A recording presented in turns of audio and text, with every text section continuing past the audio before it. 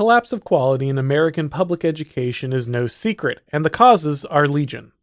Every year, our public schools graduate students who can barely read or write and have no hope of finding any nation other than the United States on a map.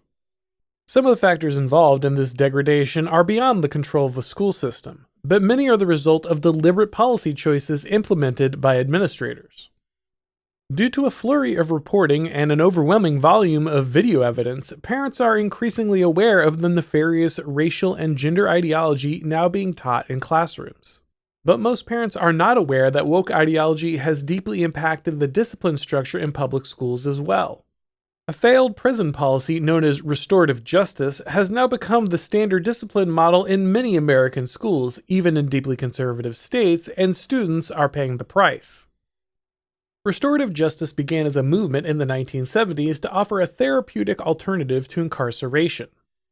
There's plenty of academic jargon layered on top of the process, but the theory was that by making criminals face their victims and talk through the impact of their actions, rehabilitation could be achieved with a reduction in or complete abolition of jail time. It doesn't take a rocket scientist to see the problem here. This means placing victims in contact with their abusers and subjecting them to additional trauma for the benefit of the criminal. The motivation for bureaucrats was never really reconciliation for the victims, but instead an overall reduction in incarceration. You see, the left was just as interested in releasing unrepentant criminals onto the streets in the 1970s as it is today, and restorative justice provided the opportunity for bureaucrats to reduce metrics like incarceration time and duration of prison sentences. The literature in favor of restorative justice also advertises its human rights analysis that emphasizes the factors of race and class in the over-incarceration of people. This approach is regularly presented as a way to reduce the disproportionate incarceration of African Americans. Restorative justice was designed from the ground up to create a woke criminal justice system by actively reducing the punishment of criminals in the hopes of driving down incarceration metrics for favored minorities. This system was unpopular with both victims and the wider public, but the movement was not defeated. Restorative justice is still practiced in several states today with varying levels of victim participation. The process has also been translated into a system used primarily for conflict resolution inside the prison system itself.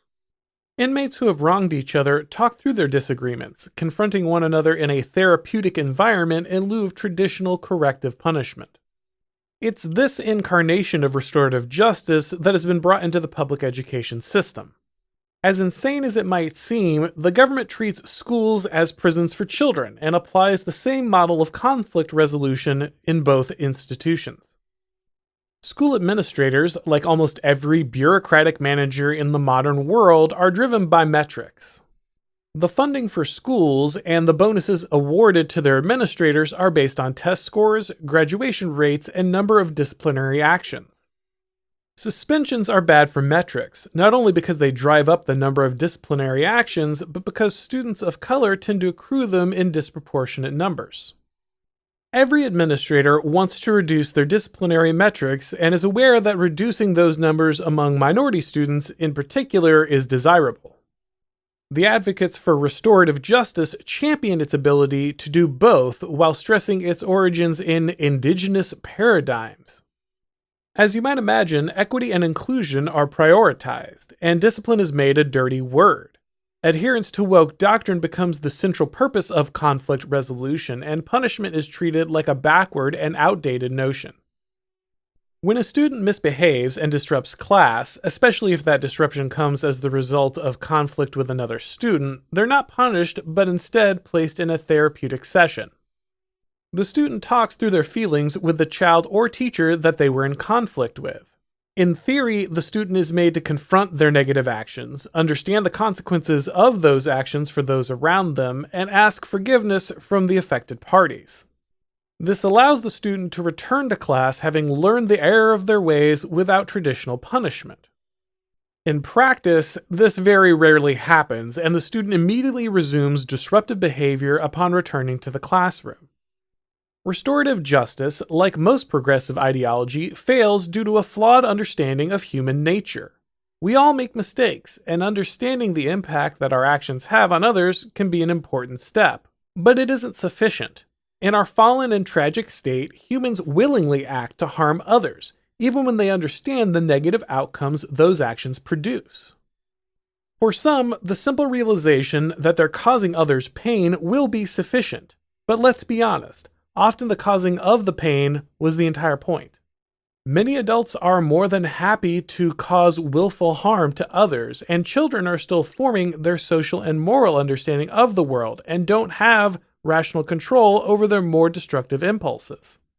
Many students simply aren't taught at home the moral values that would allow them to place someone else's well-being above their own immediate gratification through vengeance or amusement. In these cases, punishment, not emotional understanding, drives behavioral modification. A student may not immediately care if they disrupt learning or hurt another student's feelings, but they will care if they're being isolated from their friends and lose their privileges. More importantly, removing a disruptive student allows other children in the classroom to learn and not be punished with a more chaotic and unsafe learning environment. None of this is any kind of deep insight. Parents and teachers, of course, have known this for thousands of years, but these simple truths are ignored because they produce outcomes that are undesirable to the bureaucrats that operate the American educational system.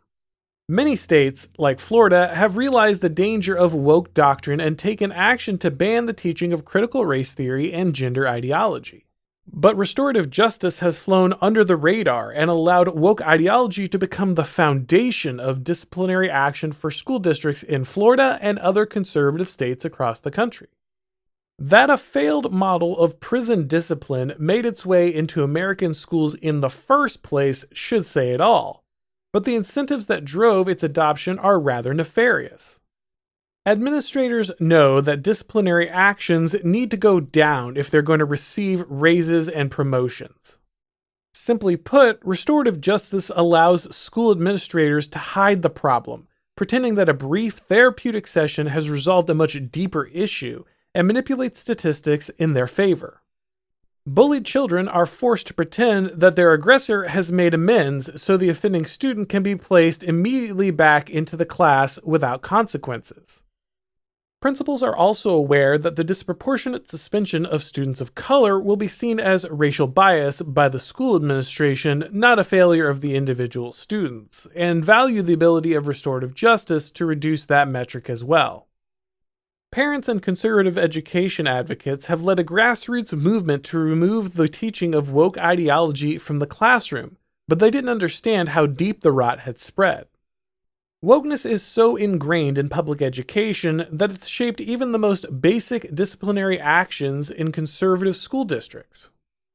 Parents and legislators have made impressive progress in the fight against critical race theory and gender ideology, but they must now turn their attention to the dangerous practice of restorative justice as well.